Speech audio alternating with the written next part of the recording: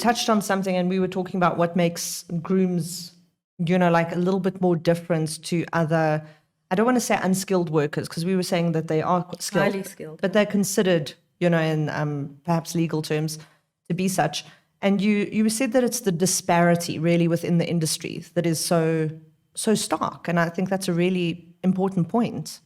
Well, why I raised that issue is that if you look at any other industry where there is labor force, they are laborers at the end of the day. It's not a white collar worker, it's a blue collar worker. So if you go to a farmland where somebody is packing hay bales, it is very repetitive, and the skill set is limited and can be re-educated onto another person really quickly.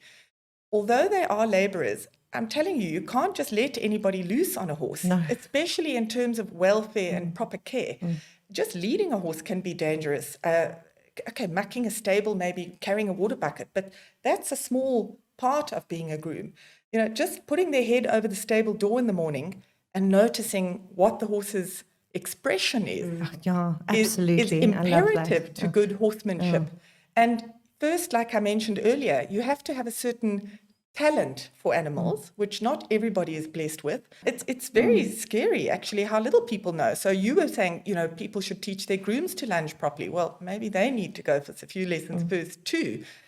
I've seen people that can't see that the horse is disunited, and I'm like, okay. But it just speaks to the value that our grooms offer us. Yes, and I've actually just had the experience now of teaching someone from scratch, and it was actually so stimulating. I love imparting information.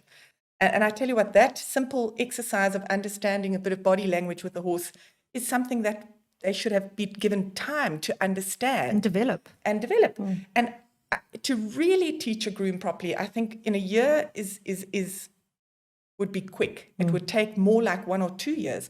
So, hello, your average university degree, spending 8 hours a day is also 2 or 3 years. So I don't think it's far off something like that. It might not have the science and the biochemistry and that, but there is a lot more intuition and feeling and knowledge attached to it. We can make it a BA instead of a BSc. Exactly. It is an art. Best groom.